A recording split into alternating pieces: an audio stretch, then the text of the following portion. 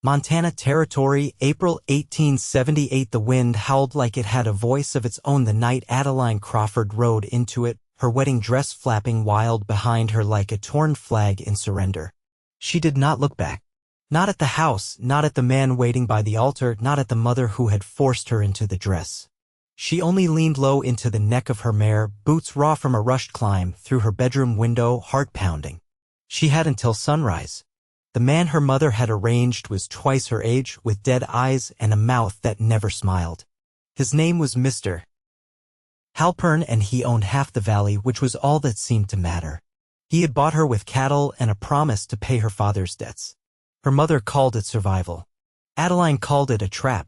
The stars blurred above her as she rode through a shallow creek, the hem of her dress soaked and heavy. She had no plan, only a direction, north. Anywhere away from the Crawford ranch. Anywhere she could breathe on her own. By mid-morning, her mare stumbled. The animal had gone as far as it could on no rest and no feed. Adeline climbed down, legs shaking, and led it by the reins. Her hands were blistered, her throat dry. The prairie stretched empty ahead of her, a rolling plain of grass and sky. She had not eaten since noon the day before. She did not see him until he stepped out from behind a stand of cottonwoods, a rifle resting easy in his hands. "Hold up there," he said. Adeline froze.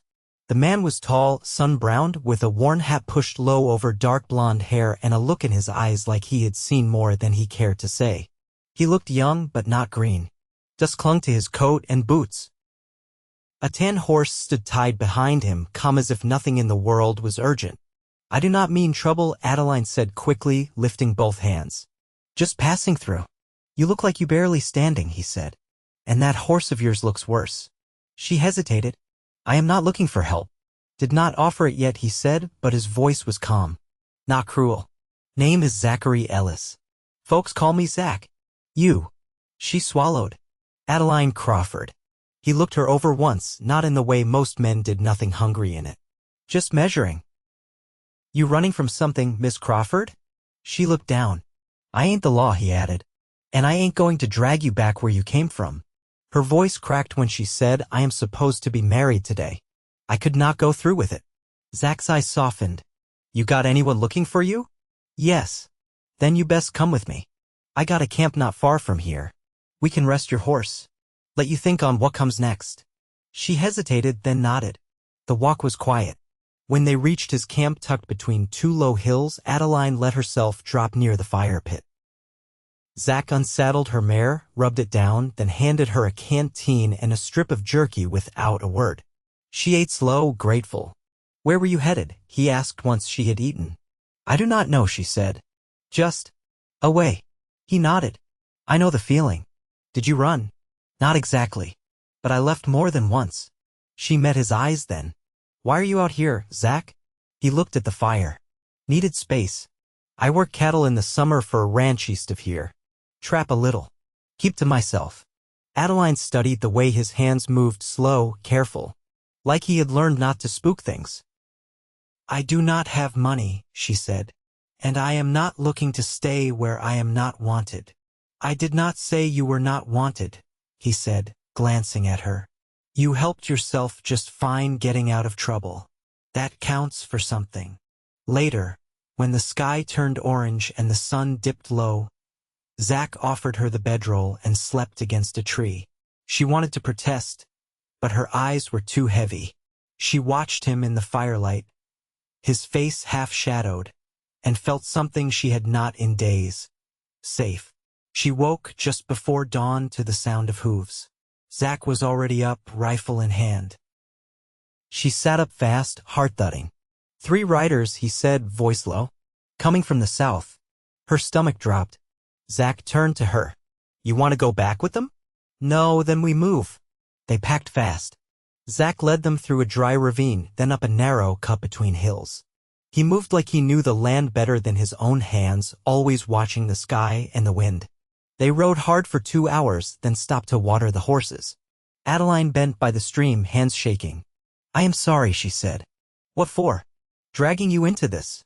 "You did not drag me anywhere," Zach said. "I chose to help." She looked at him. "Why?" He met her eyes. "Because I know what it is like to feel trapped. And because you looked like you had not been treated right in a long time. The wind blew her hair across her face. She tucked it back, heart aching. I do not know where to go, she whispered. Zach stepped closer, his voice steady. I got a place. Not much, but it is mine. You can stay until you figure things out. She stared at him. Why would you do that? He shrugged, but his eyes were warm. Because I can. She nodded. They rode again, slower now. After another day, they reached a narrow cabin tucked along the edge of a pine ridge.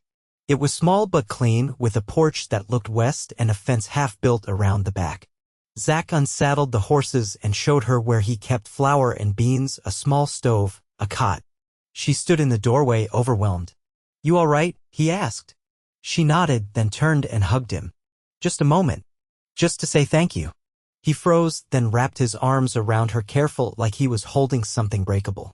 I am all right now, she whispered. Zach did not let go right away. And when he did, he was smiling. Not wide, but real. Adeline swept the cabin floor with a bundle of dried sagebrush, watching the fine layer of dust lift and curl in the morning light. The stove crackled behind her, scenting the room with the faint heat of pine kindling. Outside, Zach was splitting wood, his shirt sleeves rolled just past the elbow, shoulders moving steady with each swing. She listened to the rhythm of it, steady as a clock, and tried not to let her hands shake. 3 days had passed since they'd come here. She'd slept on the cot against the far wall, her boots tucked beneath it and her dress folded over the stool beside the basin. Zach had kept to the floor on a buffalo hide, never crossing the invisible line between them. He rose early, left her coffee warming on the stove, and disappeared until midday. Each evening brought back something new, a snare rabbit, dried mushrooms, once a small pouch of salt he'd traded for down in the basin. He never said where he went. She never asked. He came in now, wiping his brow with the back of his hand. Got the fence mended along the north line, he said, setting the axe beside the door. Something's been nosing under it. Tracks say coyote, maybe too. I'll set steel in the morning. She nodded, pressing her palms against her skirt to still them. I can help. If you show me how. Zach looked at her. You ever laid a trap? No. But I learned fast. He studied her a moment. All right then. We'll go early. She reached for the kettle, poured him a tin of coffee, and handed it over. Their fingers brushed. She didn't flinch, though her stomach turned warm. He took the cup, sipped, then leaned against the doorframe. I could use another pair of hands clearing the old root cellar too, he added. Might be good to have more dry storage. I'll do it, she said, too quickly. Then softer, I want to earn my place here. You don't owe me anything, Adeline, Zach said, not unkindly. I know, she said. But I need to do something that feels like mine. He nodded once, then looked outside. Snow'll come early this year. You feel it in the wind. I feel something, she said. Like the land's shifting underfoot. Zach glanced back at her. You ever been through a Montana winter? No, then we've got work to do. They spent the afternoon dragging deadfall from the ridge above the cabin. Adeline's hands blistered on the rough ropes, but she didn't complain. When she stumbled on a loose stone, Zach caught her arm to steady her. His hand lingered just a second longer than it needed to. You all right? He asked. She nodded. Just tired. He didn't let go right away. You don't have to push so hard. I do, she said. Or I'll think too much. Zach didn't argue. That night, they ate stew under the low beam of the porch roof. The sky burned orange, then faded to ash. Coyotes called from somewhere far off. Adeline wrapped her arms around her knees, chin resting on them. My father used to say freedom was a man's business, she said. He said women only borrowed it, and only when no one was looking. Zach stirred his stew slowly. He wrong about other things too? She thought for a long moment. He taught me how to read. Said words were the only thing that couldn't be taken. That was the good part of him. Zach nodded. My mother was half Shawnee. She taught me how to listen to people who never speak out loud. Adeline looked over. What do you hear from me? He hesitated. That you ain't used to being asked what you want. She drew a breath. I want to stay. His spoon paused. Then stay. She turned her face toward the wind. I keep waiting to feel safe. Like it's something I'll wake up with one morning. Zach's voice was quiet. Maybe it don't come all at once. Maybe it comes in pieces like wood for the fire. One log at a time. She looked at him then, and something steady passed between them. Not rushed. Not uncertain. Just solid. Later, as the firelight dimmed and the night pressed in, he unrolled his hide by the hearth again. She watched from the cot, the quilt pulled to her chest. Zach. He turned his head. Thank you. For not asking more than I can give. He nodded once. You don't owe me your past. Just your truth. She closed her eyes, and for the first time in weeks, her breath came easy. The morning broke with a hard frost. Adeline stepped outside, her breath clouding in the air, apron damp from washing the tin dishes. The hills around the cabin were white-tipped, the soil stiff beneath her boots. A magpie called from the pine above, sharp and echoing. She scanned the tree line, half expecting movement, but nothing stirred beyond the wind. Zach was bent over the root cellar again, pulling out old beams with a crowbar. She crossed the slope toward him, her skirt hitched just enough to keep from dragging. He glanced up when she reached the edge, then handed her a bundle of dry moss and an empty sack. We line the bottom with that, he said, voice low from the cold. Keep the damp off the stores. Adeline took the bundle and stepped down into the hollow. The space smelled of old earth and mouse droppings. She knelt and began spreading the moss, careful not to brush the stone walls. Zach passed her sacks of potatoes and dried apples without comment. They worked in silence until the hollow was stacked neat and tight. When they climbed out, she dusted her hands and turned to him. Does anyone else come through here? Once or twice a season. A fur trader I know passes through come November, and there's a Metis family that camps 2 ridges east in the spring. Otherwise, no. She nodded, thoughtful. I keep thinking someone'll come. From back home. If they do, they won't find you easy, he said. And they'd have to get past me. Her eyes searched his, not for bravado, but for truth. You'd put yourself between me and them? I already have. That evening, she sat on the porch mending one of his shirts. The cuff was torn, threadbare from wear. She stitched slowly, the needle tugging through cloth still holding the scent of wood smoke. Zach sat on the step below, polishing the blade of his skinning knife with a strip of leather. You always live like this? She asked. Since I was 17. He looked down the slope where a red fox trotted along the creek. My uncle took me in after my mother passed. He was a mountain man, kept to old ways. Taught me how to trap, ride, stay unseen when I needed to. Did you like it? I liked the quiet. Didn't like the loneliness. She tied off the thread and handed the shirt to him. Then why stay out here? There's things a man can't fix in town. Out here, you start fresh. No one calls you by your father's name. She watched the light catch in his hair, pale gold in the dusk. Is that what you're doing? Starting fresh. He turned the shirt over in his hands. I was until you came along. She didn't answer right away. I don't know what I am to you yet. You don't have to know. Not today. The next morning, they set traps along the slope beyond the creek. Zach showed her how to bend the sapling back, how to notch the trigger, how to cover it with leaves so the snare would spring clean. Her hands were clumsy at first, but he didn't correct her too quickly. You've got a good eye, he said once. You watch things close. I had to, she said. Back home, watching was safer than speaking. He looked toward the ridge. You ever want to write to someone? Let them know you're all right. There's no one who'd read it without tearing it up. Zach crouched beside her, checking the tension on the snare. You ever think about what you want beyond today? She swallowed. I want to be useful. Not owned. I want to wake up without dreading the light. He nodded. You're halfway there. They walked back slow, the light thinning through the trees. A rabbit dangled from his belt, caught clean. Adeline watched the way he moved, easy but guarded, as if he still wasn't used to someone walking beside him. At the cabin, she cooked while he cleaned the catch. When they sat down to eat, she poured him a cup of cider she'd warmed on the stove. You never asked me what I planned to do, she said. I figured you'd tell me when you were ready. I don't want to leave, she said, voice steady. But I don't want to be a guest forever. Zach set his cup down. You're not. She looked at him. Then what am I? He reached across the table, fingers brushing hers. You're someone I'd like to build a life with. If you want that too. A beat passed. The wind rattled the window latch. I do, she said, and her hand stayed in his. The days settled into rhythm, though nothing about it felt ordinary. The ridge warmed under a late autumn sun, and Zach's cabin began to feel less like shelter and more like center.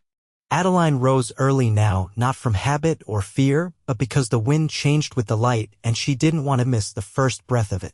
She'd started a small journal in the evenings, writing with a stub of pencil in the back pages of a discarded ledger Zach had given her. She didn't write about the past. Only what she saw now: the shape of the sky when it cracked open over the pines, the way Zach's voice dropped when he was thoughtful, the sound of the wood creaking when he walked across the porch with bare feet. One morning, while she was washing linens in the creek, Zach came down from the slope carrying something wrapped in oilcloth. He crouched beside her, peeled the cloth back, and revealed an old revolver, worn but clean. "It's yours," he said, setting it on the flat stone beside her. "If you want it." She dipped her hands into the water, watched the current tug at the fabric. "Why?" "You need to know how to use one. Not because I expect trouble, but because the world doesn't always warn you when it's coming." She studied the revolver. "I've never fired one." "I'll teach you." They walked up behind the cabin to a clearing he'd used before for target shooting. He set up a tin can on a stump, then placed the revolver in her hands, guiding her fingers with quiet patience. Her palms dampened against the grip, but she held steady. "Breathe out on the shot," he said. "Don't pull. Let it surprise you." The first shot cracked through the stillness. She missed, but not wildly. Her ears rang, but she didn't flinch. He gave a small nod. Again. By the fifth shot, she grazed the edge of the can. Her shoulder ached from the recoil, but her jaw was set. "You want to keep going?" he asked. She shook her head. "No. I just wanted to know I could." They sat on a fallen log afterward, the revolver cooled and wrapped again. "I used to think I'd never hold one," she said. "My mother said it wasn't fitting." "Your mother's not here." "No," she said softly. "She isn't." Zach ran a palm over his knee, dirt streaking the fabric. "You ever think about what you'd do if you had land of your own?" "I wouldn't keep it empty." She looked toward the slope. "I'd plant rows. Root vegetables, maybe some fruit trees. I'd keep bees if I could keep them alive. And I'd build the house with wide windows so the light could get in." He smiled, slow and quiet. "You'd do all that?" "If I had help." He didn't speak for a long time. "Then there's a plot south of here, not much cleared, but it's got water and old fencing. I've been thinking of buying it." She turned toward him. "You want to raise cattle?" "Not only that. I want to build something that lasts." She watched the light shift across his face. "With someone?" "With you." Her heart beat hard, but even. "You're certain?" "I've never said anything I didn't mean." She reached for his hand, fingers threading through his. "Then I'll plant the first seeds." That night, they brought the horses in early. The air turned colder, sharp enough to bite. Inside, Zach lit the lantern and pulled a wool blanket from the chest at the foot of his bed. They sat close on the bench by the stove, sharing warmth without needing to name it. "I want to make a dress," she said suddenly. "Not like the ones I had before. Something simple. Something for me. I'll ride to Fort Benton next week. See what cloth they've got." She leaned her head against his shoulder, the firelight catching in her hair. "We're not just surviving anymore, are we?" she asked. "No," he said, his voice like the low hum of earth. "We're beginning." The snow came early after all, drifting down in great, soft folds by the first week of November. It blanketed the ridge and the sloping trails below, muffling the world until the only sounds were the low groan of trees and the dull thump of axes biting into wood. Inside the cabin, the air grew warmer, thicker with the smell of dried sage and boiled oats, the windows fogging while Adeline stitched by lamplight. Her fingers had grown sure, her needlework quick and neat. The blue cotton she'd chosen for her new dress was tucked across her lap, nearly finished. Zach had been gone since early morning, clearing the trail to the spring house. When he returned, snow clinging to the hem of his coat, he stomped off his boots and leaned his weight against the doorframe. "There's elk tracks crossing up near the western ridge," he said. "They're moving early this year." Adeline folded the dress fabric and set it aside. "Will we have enough through winter?" "More than enough. I salted the last haul of meat yesterday and the cellar's holding steady." He pulled off his gloves and rubbed warmth into his hands. "You'll be warm even if the wind howls through February." She crossed to him and reached for his hands, pressing them between her own. You always think 3 steps ahead. He looked down at her quietly. I think about what matters. That's you now. They stood like that a moment, letting the warmth pass between their palms. Later, while she poured water over the firewood to dampen it for slow burning, Zach sat at the table with a folded sheet of paper in front of him. I bought the land, he said, not lifting his gaze. Adeline froze. You did. Rode out last week. Signed it with a man named Quince. He's a fair sort. Said he'd be glad to see it worked again. She dried her hands on her apron. You didn't say I wanted to be sure before I brought it to you. He tapped the paper lightly. It's ours if you want it. She moved to the table, rested a hand beside his. I do. Zach didn't speak for a long moment. Then he opened a drawer and pulled out a small wooden box. She recognized it, something she'd seen once, tucked into his saddlebag. He pushed it toward her. There's something else, he said. She opened it slowly, breath-catching. Inside lay a simple silver band, thin and unadorned except for a faint engraving along the inside edge, a line of stars etched with the tip of a blade. I carved it last winter, he said. Didn't know what I was making it for until you arrived. Adeline touched the band with the tip of her finger. It's beautiful. I don't have land from my father or a family name to pass down. But I have this place. And I have you if you'll stay. She looked up then, eyes steady. I'm not going anywhere. Zach rose and took her hand, sliding the ring onto her finger with quiet care. She leaned into him, her forehead resting against his chest. They stayed like that, the fire crackling low behind them, the snow soft against the windows. They married 2 days later, just the 2 of them, with the pine trees as their witness and a thin braid of dried flowers wound through Adeline's hair. Zach wore his cleanest shirt, and the snow had stilled for the first time in days, the sky pale and wide above them. I never thought I'd say vows again, Adeline whispered, her fingers laced with his. You don't need to say much, Zach answered, cupping her cheek. I already know. He kissed her then, slow and steady, and she felt the ground settle beneath her feet for the first time in years. That winter, the world narrowed to the cabin and the land around it. They planted early in spring when the frost left the soil soft and black. Adeline turned the earth with her hands, and Zach worked beside her, sleeves rolled to the elbow as they laid the first rows. They built a small lean-to for tools and a chicken coop from split timber.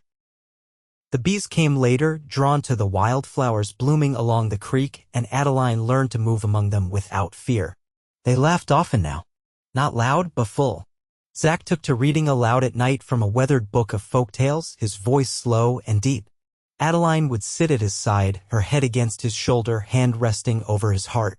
The cabin had grown into something fuller, a place not just for shelter, but for living. One summer evening, as the sun slid behind the ridge and the sky turned the color of ripe plums, Adeline stood on the porch, her hands resting on her belly. Zach stepped out beside her, his shirt damp from work, hair pushed back from his brow. You feel all right? He asked. She nodded. Stronger than I expected. He reached for her hand, their fingers curling together. You think it'll be a girl? I don't mind what it is, she said. As long as it's ours. Zach kissed her temple. Everything we've built is. They stood there while the stars came out one by one, the breeze warm and full of promise. Behind them, the cabin glowed with firelight, and beyond the ridge, the land they'd claimed stretched quiet and waiting. Nothing rushed them. Nothing pressed. They had made a life together the way snow falls bit by bit, soft and certain until the whole world looks different. And it was.